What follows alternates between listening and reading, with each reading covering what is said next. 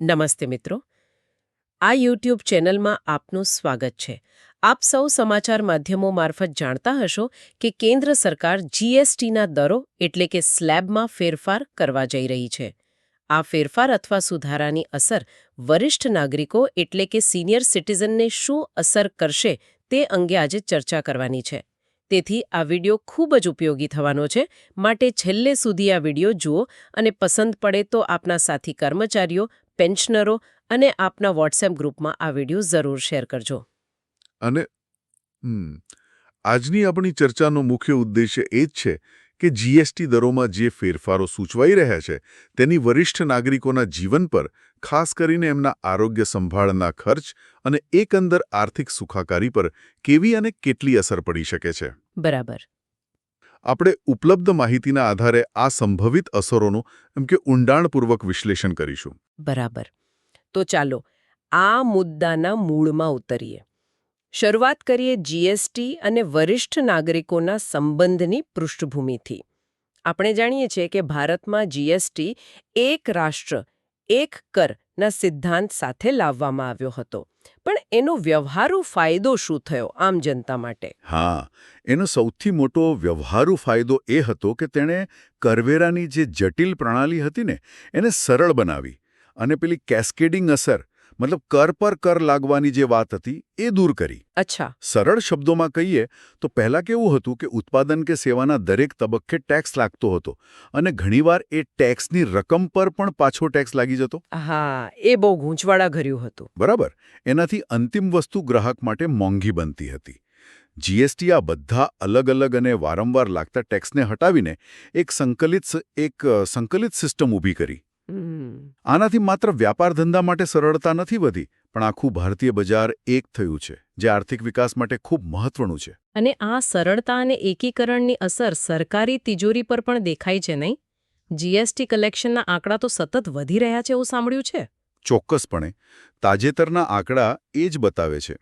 દાખલા તરીકે આપણે ફેબ્રુઆરી 2024ની વાત કરીએ તો કુલ જીએસટી આવક લગભગ 1,68,000 કરોડ રૂપિયા નોંધાઈ.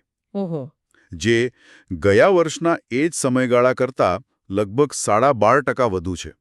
અને જો આખા નાણાકીય વર્ષ 2023-24ની વાત કરીએ તો સરેરાશ માસિક ગ્રોસ કલેક્શન લગભગ 1,67,000 કરોડ રહ્યું છે. એટલે સતત વધારો છે. હા, જે અગાઉના વર્ષની 1.5 લાખ કરોડની સરેરાશ કરતાં ઘણો મોટો વધારો છે.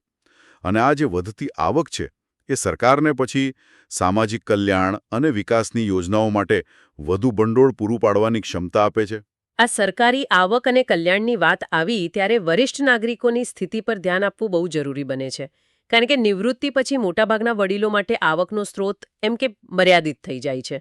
પેન્શન હોય, વ્યાજની આવક હોય, કદાચ કોઈને ભાડાની આવક હોય. બરાબર. અને આ નિશ્ચિત આવક સામે મોંઘવારી અને ખાસ કરીને આરોગ્યના વધતા ખર્ચા એ એક મોટો પડકાર બની રહે છે. તમે સાવ સાચી વાત કરી. મોંઘવારી અને એમાંય ખાસ કરીને મેડિકલ ખર્ચાઓમાં જે વધારો થાય છે એ એમની પેલી નિશ્ચિત આવક પર ભારે દબાણ લાવી શકે છે. પણ અહીં એક રસપ્રદ વાત છે જે ઓછી ચર્ચાય છે. શું? એ છે કે વરિષ્ઠ નાગરિકો, ખાસ કરીને 70 વર્ષથી વધુ ઉંમરના, એ અર્થતંત્રમાં ખાલી વપરાશ કરતા નથી, પણ સક્રિય રીતે યોગદાન પણ આપે છે. અચ્છા, કઈ રીતે?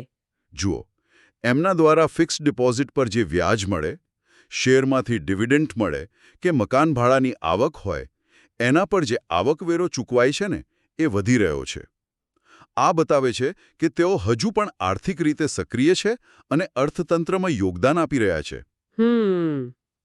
એટલે એમને કર રાહતો આપવી એ માત્ર સામાજિક દયાભાવનો વિષય નથી, પણ એની પાછળ આર્થિક તર્ક પણ છે, કારણ કે તેઓ પોતે પણ કોન્ટ્રીબ્યુટ કરી રહ્યા છે. બરાબર. આ પૃષ્ઠભૂમિ સાથે હવે આપણે જે મુખ્ય વાત છે, સૂચિત જીએસટી ફેરફારો, એના પર ધ્યાન કેન્દ્રિત કરીએ.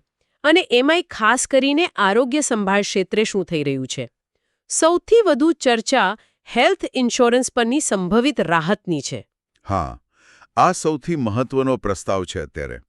હાલમાં આપણે હેલ્થ ઇન્સ્યોરન્સનું પ્રીમિયમ ભરીએ ત્યારે એના પર 18% જીએસટી લાગે છે. હા, ઘણો વધારે કહેવાય. ઘણો વધારે.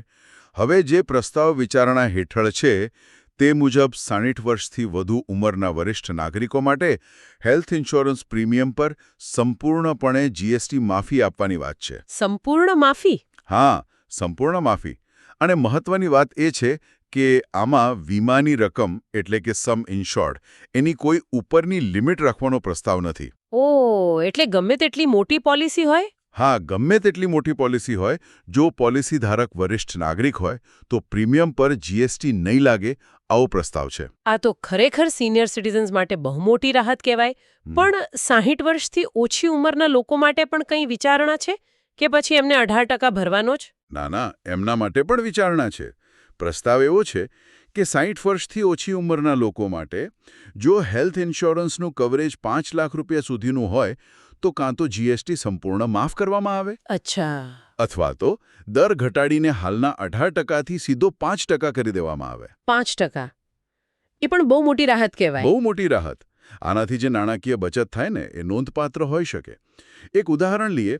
ધારો કે કોઈ વરિષ્ઠ નાગરિક 50,000 રૂપિયાનું વાર્ષિક પ્રીમિયમ ભરે છે. હા. તો હાલના 18% જીએસટી મુજબ એમને 9,000 રૂપિયા વધારાના ચૂકવવા પડે છે. બાપરે. જો જીએસટી માફી મળે તો આ 9,000 રૂપિયાની સીધી બચત થાય અને યુવાનો માટે પણ જો 5% દર થાય તો પણ એમને ઘણી રાહત મળે. સ્પષ્ટ છે કે આનો ઉદ્દેશ્ય વીમાને, ખાસ કરીને હેલ્થ ઇન્સ્યોરન્સને વધુ પોસાય એવો બનાવવાનો છે અને કદાચ એ માનસિકતાને પણ પ્રોત્સાહન આપવાનો છે કે વીમો એ કોઈ લક્ઝરી નથી પણ આજના સમયની એક અનિવાર્ય જરૂરિયાત છે, ખાસ કરીને વડીલો માટે જેમનો મેડિકલ ખર્ચ વધવાની શક્યતા વધુ હોય છે. બિલકુલ. વીમાને વધુ સુલભ બનાવવો અને એની પહોંચ વધારવી એ મુખ્ય હેતુ છે. અલબત્ત આ રાહત આપવાથી સરકાર પર થોડો નાણાકીય બોજ તો આવશે. હા, એ તો છે જ. કેટલો અંદાજ છે? એક અંદાજ મુજબ માત્ર હેલ્થ ઇન્સ્યોરન્સ પ્રીમિયમ પરની જીએસટી માફીથી જ સરકારને વર્ષે લગભગ 2,400 કરોડ રૂપિયાની આવક ગુમાવવી પડી શકે છે. ઓહ, મોટી રકમ કહેવાય. હા. જો કે એવી ધારણા છે કે જીએસટીના બીજા સ્લેબમાં જે ફેરફારો થશે અથવા પેલું સિન ગુડ્સ પર વધારાનો કર નાખવાની વાત છે એના દ્વારા આ ખોટ સરભર કરવાનો પ્રયાસ કરવામાં આવશે. અચ્છા.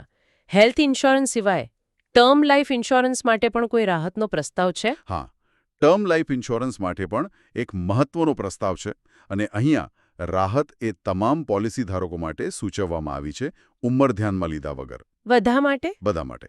પ્રસ્તાવ એવો છે કે ટર્મ લાઈફ ઇન્સ્યોરન્સના પ્રીમિયમ પર પણ સંપૂર્ણ જીએસટી મુક્તિ આપવાનો વિચાર છે. આનો અંદાજિત વાર્ષિક બોજ સરકાર પર લગભગ 200 કરોડ રૂપિયાનો રહેશે. પણ આ બધા ફેરફારો અત્યારે જ કેમ? મતલબ આની પાછળ કોઈ ખાસ કારણો છે? હા, એના માટે 3-4 મુખ્ય કારણો ગણી શકાય. એક તો છેલ્લા કેટલાક વર્ષોમાં વીમા પ્રીમિયમમાં, ખાસ કરીને હેલ્થ ઇન્સ્યોરન્સમાં ખૂબ જ તીવ્ર વધારો જોવા મળ્યો છે. કેટલાક કિસ્સાઓમાં તો વર્ષે 20-25% જેટલો ઉછાળો આવ્યો છે. હા, એ વાત સાચી છે. બીજું, ભારતમાં વીમાની પહોંચ, જેને પેનિટ્રેશન કહેવાય, એ હજુ પણ ઘણી ઓછી છે. આંકડા જોઈએ તો 40%થી પણ ઓછા લોકો પાસે હેલ્થ ઇન્સ્યોરન્સ કવર છે અને જીવન વીમાનું કવરેજ તો 4%થી પણ ઓછું છે. ખરેખર? આટલું ઓછું? હા, એટલે જીએસટી ઘટાડવાથી વીમો વધુ આકર્ષક બને અને વધુ લોકો એને અપનાવે એવી અપેક્ષા છે.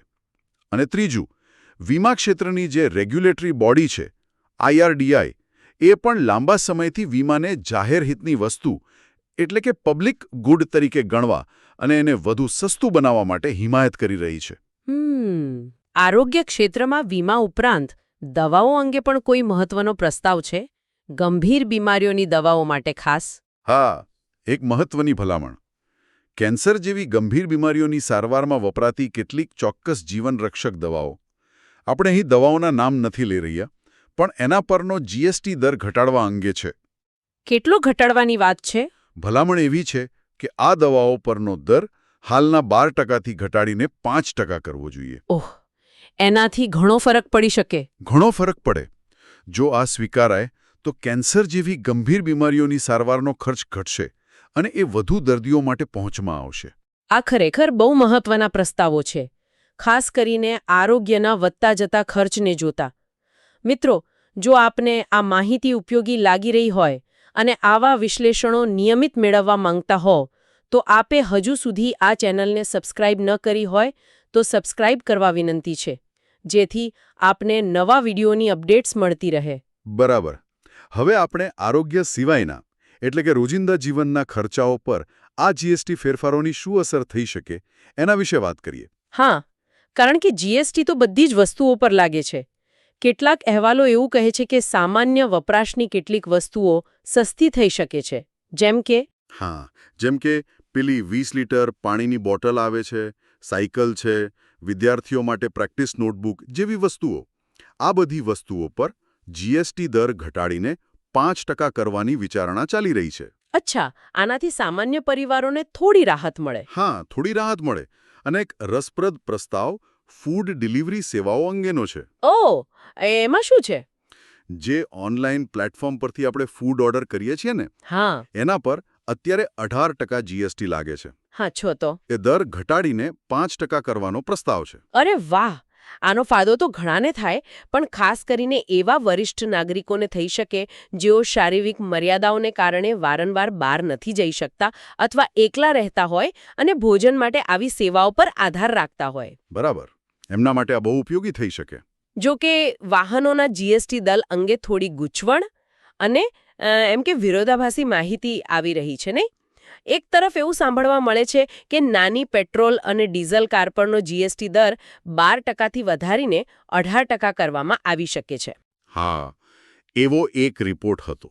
પણ એની સામે બીજી તરફ જે નેક્સ્ટ જનરેશન જીએસટી સુધારાની વાતો ચાલી રહી છે, એમાં એવું પણ કહેવાય છે કે સૌથી ઊંચો જે 28%નો સ્લેબ છે એ કદાચ દૂર કરવામાં આવે. 28%નો સ્લેબ જ દૂર?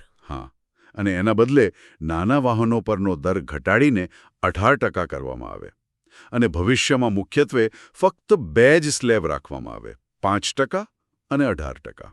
ઓકે, એટલે 2 અલગ અલગ વાતો છે. હા, આ વિરોધાભાસી અહેવાલો એ બતાવે છે કે નીતિ નિર્ધારણ હજુ આમ પાઇપલાઇનમાં છે, પ્રોસેસમાં છે.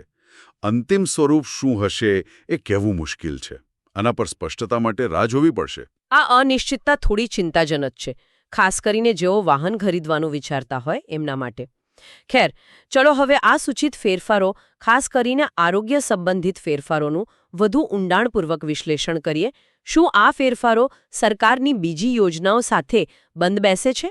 કોઈ તાલમેલ છે? આ એક ખૂબ જ મહત્વનો મુદ્દો છે. જુઓ, તાજેતરમાં જ સરકારે એની મુખ્ય આરોગ્ય વીમા યોજના, પ્રધાનમંત્રી જન આરોગ્ય યોજના એટલે કે PMJAY એનો વ્યાપ વધાર્યો છે. હા, એ સાંભળ્યું હતું.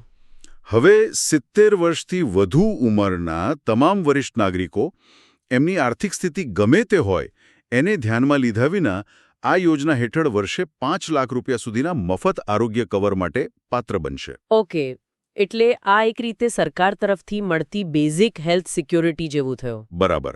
એક મૂળભૂત આરોગ્ય સુરક્ષા જાળ સરકાર પૂરી પાડે છે. અચ્છા, એટલે PMJAY એક આધારભૂત કવચ પૂરું પાડે છે.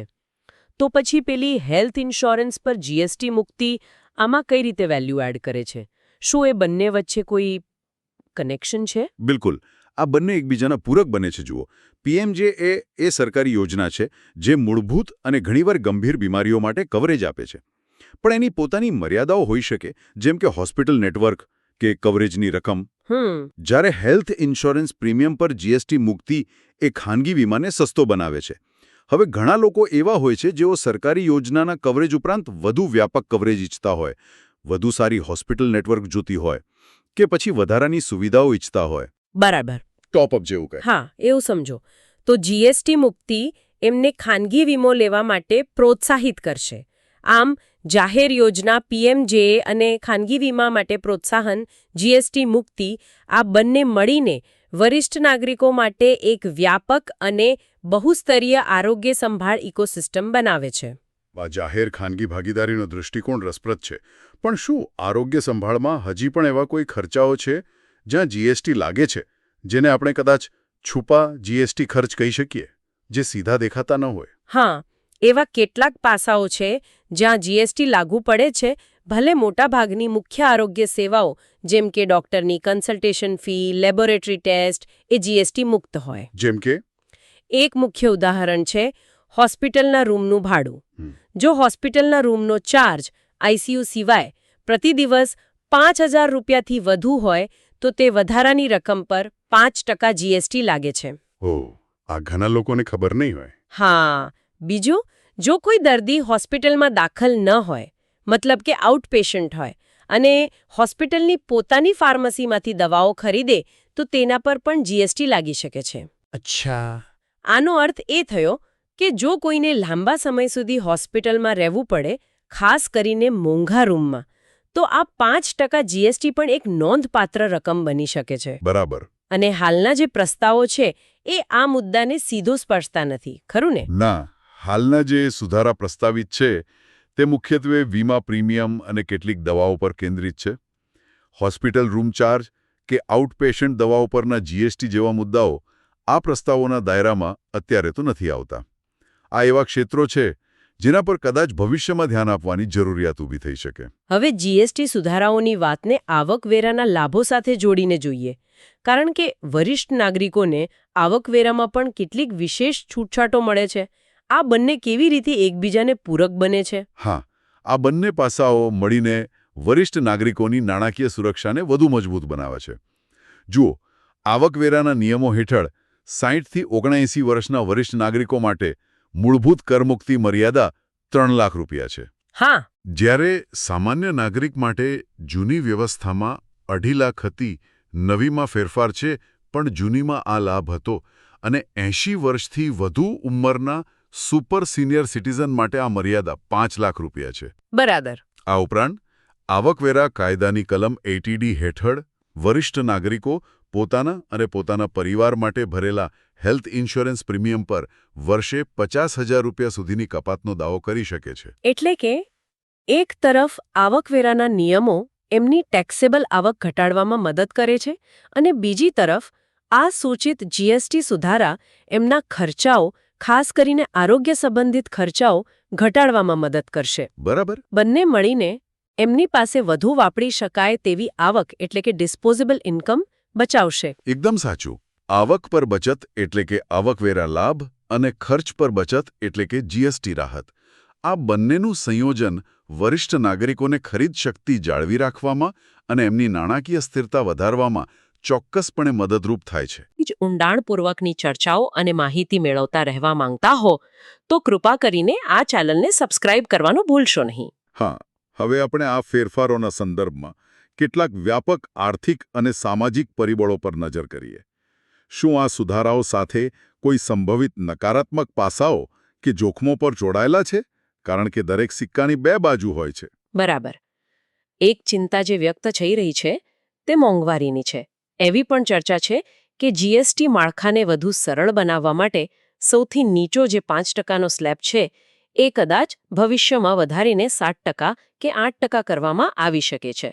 જો આવું થાય તો તેની શું અસર થઈ શકે, ખાસ કરીને સિનિયર સિટીઝન પર? જો 5% સ્લેબને વધારીને 8% કરવામાં આવે તો એની સીધી અસર રોજિંદા વપરાશની અનેક આવશ્યક વસ્તુઓ પર પડશે.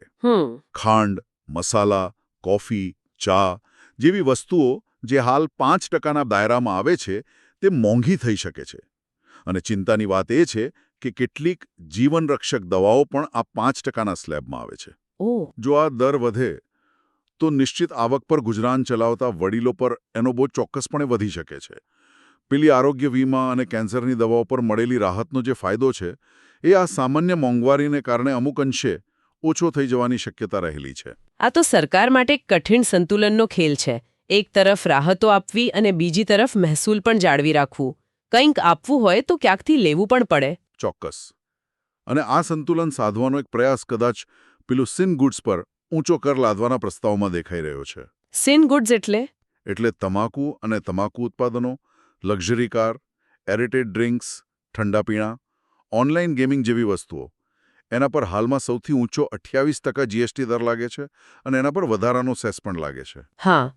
હવે એવી પણ વાત છે કે ભવિષ્યમાં આ વસ્તુઓ માટે કદાચ 40%નો એક નવો ઊંચો સ્લેબ બનાવવામાં આવી શકે છે. 40%? હા. આટલો બધો ઊંચો કરવેરો? એની પાછળનો તર્ક શું છે? શું ખાલી આવક વધારવાનો જ હેતુ છે?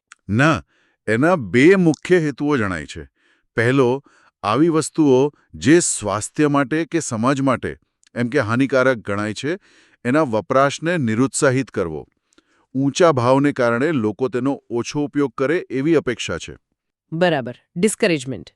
હા, અને બીજો હેતુ અલબત્ત સરકાર માટે વધારાની આવક ઊભી કરવાનો છે. અને આ જે વધારાની આવક થાય એનો ઉપયોગ પછી સંભવિત રીતે વરિષ્ઠ નાગરિકો માટે જીએસટી લાભો જેવી કલ્યાણકારી યોજનાઓ કે બીજા વિકાસ કાર્યો માટે થઈ શકે છે. આ એક રીતે મહેસૂલની જરૂરિયાત અને જાહેર કલ્યાણ વચ્ચે સંતુલન સ્થાપિત કરવાનો પ્રયાસ દર્શાવે છે. આ સરકારી પ્રયાસોની સાથે સાથે શું વરિષ્ઠ નાગરિકોના હિત માટે કામ કરતી સંસ્થાઓ પણ આ પ્રક્રિયામાં કોઈ ભૂમિકા ભજવી રહી છે? એમની તરફથી કોઈ રજૂઆત છે? હા, ચોક્કસપણે. વરિષ્ઠ નાગરિકો માટે કાર્યરત ઘણી બિનસરકારી સંસ્થાઓ અને એમના જૂથ સરકાર સમક્ષ સતત રજૂઆતો કરી રહ્યા છે. એમની મુખ્ય માંગણીઓ શું છે? ઇન્સ્યોરન્સ અને અમુક દવાઓ જ નહીં, પરંતુ વરિષ્ઠ નાગરિકો દ્વારા નિયમિતપણે ઉપયોગમાં લેવાતી બીજી આવશ્યક વસ્તુઓ છે, જેમ કે અડલ્ટ ડાયપર્સ છે, વ્હીલચેર, વોકર, સાંભળવાના મશીનો, હિયરિંગ એડ્સ, પેસમેકર જેવા મેડિકલ ડિવાઇસ. હા, આ બધી વસ્તુઓ પણ બહુ જ જરૂરી હોય છે. બરાબર. તો આ બધી વસ્તુઓ પર પણ જીએસટી સંપૂર્ણપણે માફ કરવામાં આવે અથવા તો ઓછામાં ઓછો કરવામાં આવે. આ રજૂઆતો એ બતાવે છે કે હજુ પણ કેટલાક ક્ષેત્રો છે જ્યાં વડીલોને વધુ રાહતની જરૂરિયાત અનુભવાઈ રહી છે. તો આ બધા પ્રસ્તાવો અને રજૂઆતો વચ્ચે આ ફેરફારો ખરેખર ક્યારે અમલમાં આવી શકે છે? કોઈ અંદાજિત સમયરેખા છે? ક્યારે આ બધું નક્કી થશે? હાલની સ્થિતિએ આ તમામ પ્રસ્તાવો જીએસટી કાઉન્સિલ સમક્ષ વિચારણા હેઠળ છે. એવું મનાય છે કે મંત્રીઓના જૂથે ગ્રુપ ઓફ મિનિસ્ટર્સ પોતાનો અહેવાલ સુપરત કરી દીધો છે. અચ્છા. હવે જીએસટી કાઉન્સિલની જે આગામી બેઠક થશે એમાં આ અહેવાલ અને એની ભલામણો પર ચર્ચા થવાની અને પછી નિર્ણય લેવાની શક્યતા છે. કોઈ ચોક્કસ તારીખ તો જાહેર નથી થઈ, પણ જો કાઉન્સિલ આ પ્રસ્તાવોને મંજૂરી આપે તો આ ફેરફારો કદાચ આવનારા થોડા મહિનાઓમાં લાગુ થઈ શકે છે. અને જો આ પ્રસ્તાવો મંજૂર થાય તો એનાથી મુખ્યત્વે શું અપેક્ષાઓ રાખી શકાય? અંતિમ પરિણામ શું હોઈ શકે આમ જનતા માટે, ખાસ કરીને વડીલો માટે? જો આ પ્રસ્તાવો ખાસ કરીને હેલ્થ અને ટર્મ લાઈફ ઇન્સ્યોરન્સ પર જીએસટી મુક્તિના પ્રસ્તાવો મંજૂર થાય છે તો એની સૌથી સીધી અને મોટી અસર એ થશે કે આ વીમા પોલિસીઓ ખરીદવાનો ખર્ચ નોંધપાત્ર રીતે ઘટશે. આનાથી વધુ લોકો, ખાસ કરીને વરિષ્ઠ નાગરિકો, આરોગ્ય વીમો લેવા માટે પ્રેરાશે. પેલી ઓછી વીમા પહોંચની જે સમસ્યા છે ભારતમાં, એને હલ કરવામાં આ એક મહત્વનું પગલું સાબિત થઈ શકે છે. હા, એનાથી ફરક પડી શકે. હા, અને લાંબા ગાળે આનાથી વરિષ્ઠ નાગરિકોની આરોગ્ય સુરક્ષા અને એમની આર્થિક સ્થિરતામાં સુધારો થવાની અપેક્ષા રાખી શકાય. ચોક્કસપણે આ એક સકારાત્મક પગલું બની શકે છે. તો આજની આપણી આ વિસ્તૃત ચર્ચાના અંતે શ્રોતાઓ માટે એક વિચાર મૂકીએ છીએ. શું આ સૂચિત જીએસટી ફેરફારો, ખાસ કરીને આરોગ્ય સંભાળ પરના, ખરેખર વરિષ્ઠ નાગરિકોના જીવનની ગુણવત્તામાં કેટલો નક્કર અને માપી શકાય એવો સુધારો લાવી શકશે?